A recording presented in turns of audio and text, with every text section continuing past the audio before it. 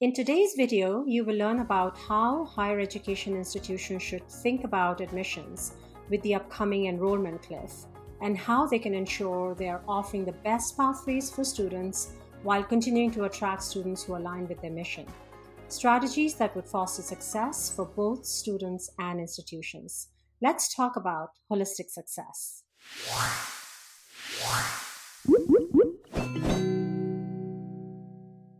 Hi everyone, I'm Anju Visen-Singh. I work at Acuity Insights and have had the good fortune of working within education and also specifically higher education for many, many years. Here with me is Dr. Kelly Dore to talk about the upcoming enrollment cliff and how universities should be thinking about their admissions processes in light of this. Dr. Dore is also co founder and VP Science and Innovation at Acuity Insights, as well as an adjunct professor at McMaster University in Canada. She's one of the creators of the Casper Situational Judgment Test that is widely used in higher education today for holistic admissions. She's also an international speaker on a variety of topics related to higher education and is a thought leader in not just holistic admissions, but holistic success more broadly. Welcome, Kelly. Thank you, Anju. I'm so excited to be here today and chat about the challenges facing higher education. Thanks so much, Kelly. Challenges and solutions.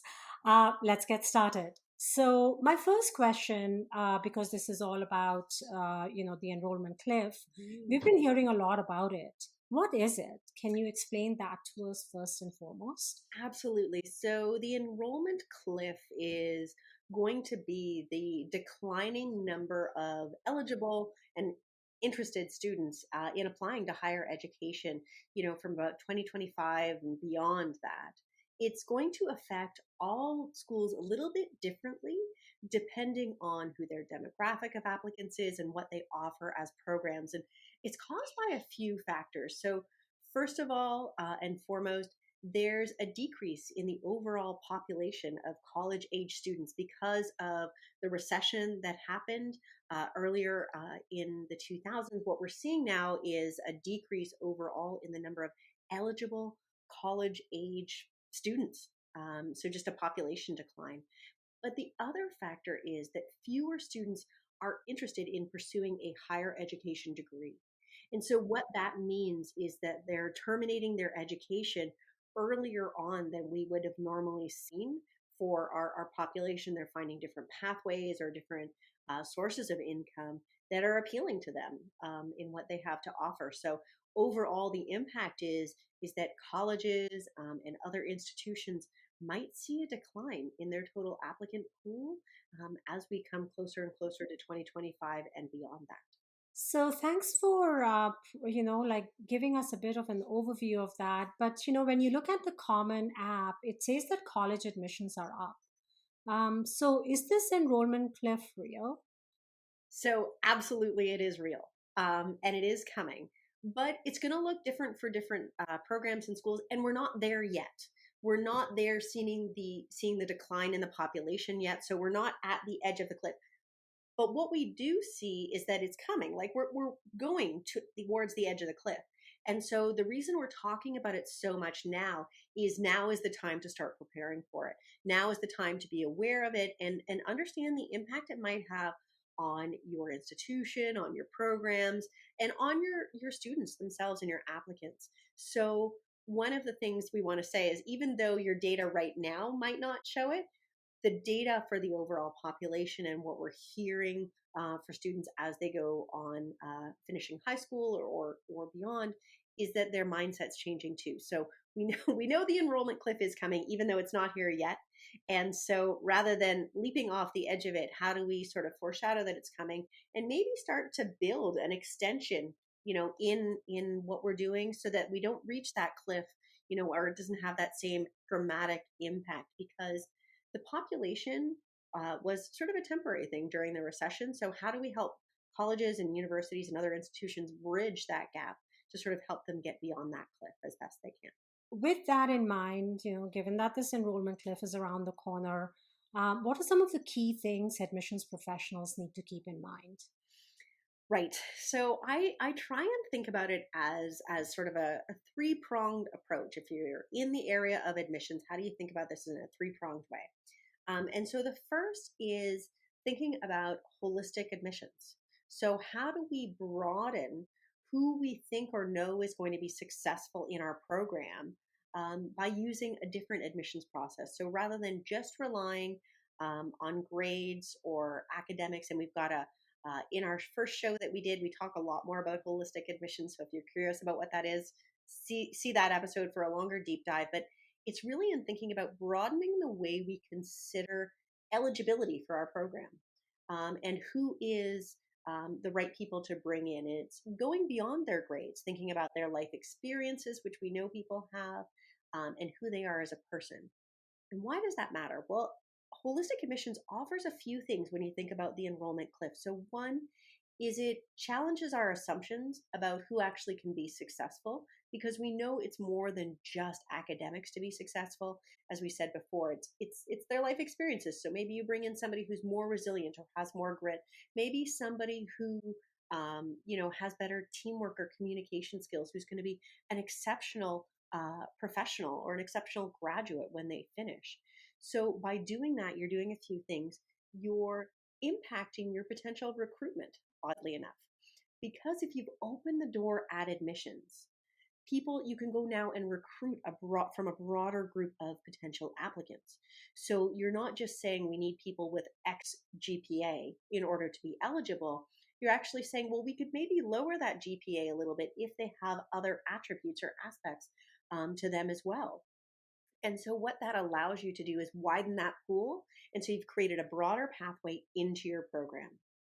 What that also means is when you've done that broader pathway is you're opening the door to other people who may not have considered them eligible. So these might be older students who are looking to come back whose GPA might not be as high because we know that there's GPA inflation that goes on right now. And so if you look at their GPA, it might not be as high. So you find another population. It also means that folks who maybe said, oh, you know what, that school isn't for me, that program's not for me because my GPA isn't high enough, and that's really what they care about, that they realize that you care about more than that you care about their success as an individual. So you're looking at more than just their grades. You're looking at other aspects of who they are and how they're going to be successful across the board. So now, not only what we've done is increased your pools that you can intentionally approach, we've also decreased barriers for people who wonder whether or not they're competitive for your program or they can get in because maybe they were just below your GPA cutoff, but they had incredible life experiences. They were resilient, and other great communicators, good collaborators, understood other people's perspectives. Those are the types of people who are going to be successful in your program. And that leads me to the third point, beyond holistics and recruitment, is retention. So you want to make sure that when you get folks into your program, you keep those folks in your program. And that's about having them be successful all the way through. And we know academics is one piece of it, but we actually know how to do that pretty well. We know sort of how to help folks through and get them extra support if they need it. But we know that it takes more than that to be successful in program. I've talked about, resiliency as an example before. If you're bringing in somebody who they might struggle a tiny bit academically compared to somebody with the perfect GPA, but they're going to push through, that's somebody who's going to be great in your program because they're going to stay in. Whereas maybe somebody with the perfect GPA has never struggled before, and you put them into a higher ed program, and all of a sudden this they don't have as much success as they normally do, and they give up. So how do you make sure that you find people who are going to be able to be successful all the way through your program and then also be exceptional graduates? Because that's the piece that we'll talk about afterwards, is starting to identify your program as having exceptional graduates who are going to do so well after they're done your program that they almost become like a poster child for your recruitment efforts, because that not only are you getting trainees who are successful all the way through, but then by looking more holistically and finding people who are holistically successful, the data says that those are the people who are going to be successful when they get employed as well. So all of a sudden, you're going to have employers as advocates for your program because you're finding them great trainees all the way through. So essentially, what you're really saying, Kelly, is that, we've there's been a certain way in which admissions have been done. There are these, admissions requirements, there are these processes, and there's this funnel, and there's this conversion, like all of that stuff. And now we're saying stop thinking about admissions that way. And it really is going back to the basics, right? Like what are the things you should be looking for in any student you bring in so that they're successful, and how do you make sure that they stay successful in the program and they get the best out of their education both while they are with you and beyond as well, right? Absolutely, absolutely, Anju, and that you're finding eligible applicants that you didn't know were there before, or that maybe you'd closed the door on before. And so it's about managing both sides of it. And I think programs have a great opportunity to get ahead of the enrollment cliff by sort of considering, as you say, back to basics. Yeah, okay, that's great. So why does a holistic approach to applicant assessment become even more critical in this scenario? Well, I think the holistic approach really allows you, as we talked about before, to attract applicants who are going to be successful in your program. It's finding applicants who are not just academically successful, but also who have other strengths, who have incredible personal and professional attributes that are going to lead them through success in your program, but also beyond. So it's thinking about that beyond that's so important. And thinking about who they are as an employee once they've left your program is really important as well, because that ties directly to your recruitment. If you are a program that can not only nurture that learner as a whole person, not just their knowledge or their technical skills, but as a whole person, and have guaranteed and demonstrated excellence with employers, that's going to make your program stand out from the rest. And so that track record of getting everybody not just through your program but to success beyond is going to pay dividends with your recruitment and your admissions process. We know that non-elite universities are going to be struggling a little bit more, and it means that it's even more important for them to double down on this holistic approach. It allows them to differentiate themselves and really serve their mission as an institution, demonstrating their value to the community, to the students, to their faculty and staff, but also to ensure that they're bringing a great number of trainees all the way through, from recruitment all the way through to employment. So it really allows these institutions who perhaps could struggle with the employment cliff to really flip the script and create an opportunity for them to stand out and differentiate themselves. So as we close off, is there anything else you'd like to add, or are there any takeaways you want our listeners and our audience to take away? Absolutely. That the enrollment cliff is not something that you necessarily need to worry about this year, but you need to start planning for it right now. So start now. Even if the data might not look like you're having a change in your applicants, even if you're seeing an increase this year, this is an opportunity for you to get ahead of that and stay ahead of the data, because it takes time to get traction, to start to let applicants know that you're doing something different at your institution, that you're considering them more holistically, that you're thinking about them long term, about not just their success in your program, but beyond to employment, which is why you're considering these other attributes.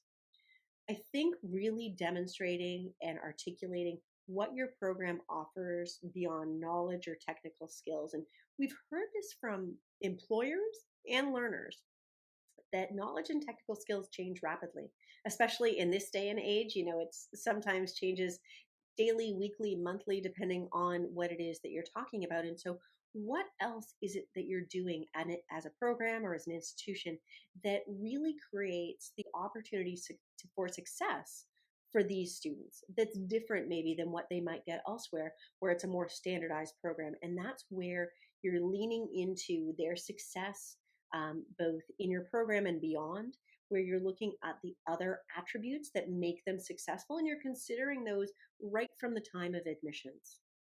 And then the other thought I'll leave you with is, as you know, your program is doing something different and offering something as an incredible opportunity, creating, not just knowledgeable or technical graduates, but exceptional professionals and leaders for tomorrow.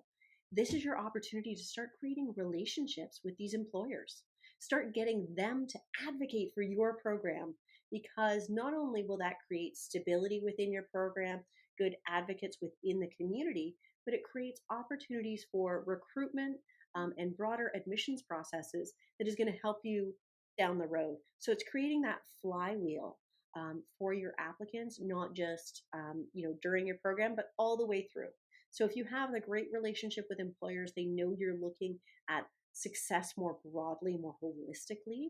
They're going to start looking to your program for their next employees. And so if you can start creating that flywheel of, creating more success opportunities for your students, creating opportunities to leverage the relationship with employers, you're going to start building a plan for success to manage this enrollment cliff. And it's not going to be easy. By any, I don't mean to sugarcoat it or make it sound like, if you just do these 5 steps, but it's a plan. And starting now is really important. Start thinking about how to differentiate your program, how to stand out, and how to make sure that you're thinking about success more than just beyond those first few weeks or months. That if you start thinking about them more holistically, they know you're invested in their future. Yeah, and when you flow into, the holistic success of your students, they also become your advocates when they are interacting with, other folks in the community. They also become, an advocate and advise others to come to your institution. So thanks for all this great information, Kelly. And to all of you, thanks for watching and listening. If you've enjoyed this episode, please subscribe to the show and be sure to share it with your colleagues. You can also go to acuityinsights.com and sign up for our newsletter to continue to get great information on holistic admissions, program management, and data and insights. Before we go, Kelly, is there anything you'd like to say? Just thank you so much for having me, Anju, and I look forward to all the conversation to come, from these episodes. Thanks so much once again, and catch you in the next episode.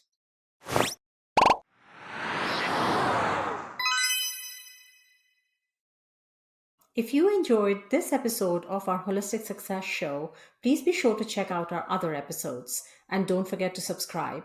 We have new episodes coming out every week, so hope to see you as a subscriber soon.